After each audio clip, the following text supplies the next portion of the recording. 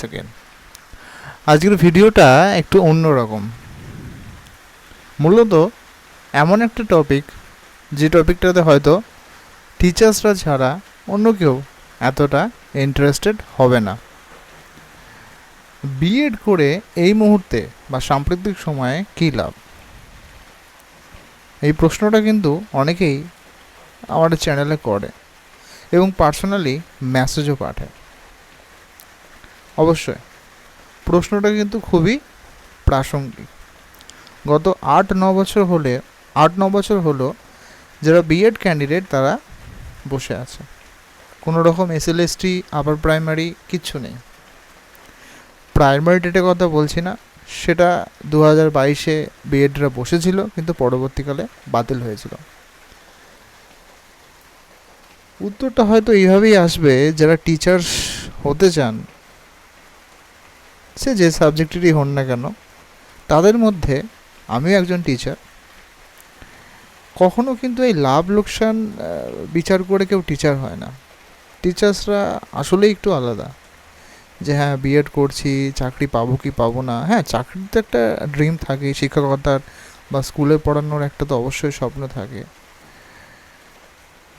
কিন্তু এত হিসাব করে কেউ কোনো টিচার্সরা কিন্তু করে না। অন্যান্য কম্পিটিটিভ বা অন্যান্য পরীক্ষার ক্ষেত্রে যেমনটা হয় তেমন কিন্তু বিএডের ক্ষেত্রে একটু আলাদা রকম ফিলিংস কাজ করে।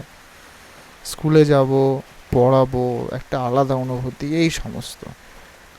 তাই যারা অলরেডি ভর্তি হয়েছেন বা যারা ভর্তি হবেন ভাবছেন, তারা কিন্তু অবশ্যই আগে এই প্রশ্নটা নিজেকে করতে হবে। হ্যাঁ, প্রাসঙ্গিকতা তো অবশ্যই আছে, কারণ এর উপরে লাইফ নির্ভর করছে।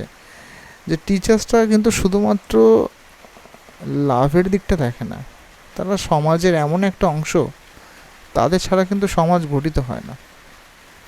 সেটা টিউশন টিচার হোক বা স্কুল টিচার হোক, প্রত্যেকেরই অবদান কম বেশি অবশ্যই আছে।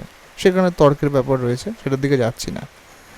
তাই এই ব্যাপারটা কিন্তু অবশ্যই দেখবেন, যারা নতুন মানে ভর্তি হবেন, যে যদি প্রফিটেবল দিক থেকে দেখেন তাহলে বেকার, আর যদি প্যাশনের কথা বলেন তাহলে অবশ্যই করতে পারেন।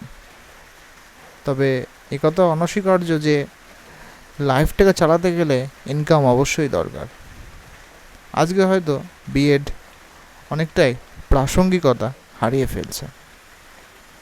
এই বছর শুধুমাত্র 37% সিট ভ্যাকান্সি ফিল আপ হয়েছে বাবা সাহেব আম্বেদকর এডুকেশন ইউনিভার্সিটিতে। হয়তো আরও কমতে পারে, জানি না। এসএলএসটি আবার কবে হবে, এই প্রশ্ন থেকেই গেল। ভালো থাকবেন এবং আপনাদের মতামত অবশ্যই জানাবেন। Thank you.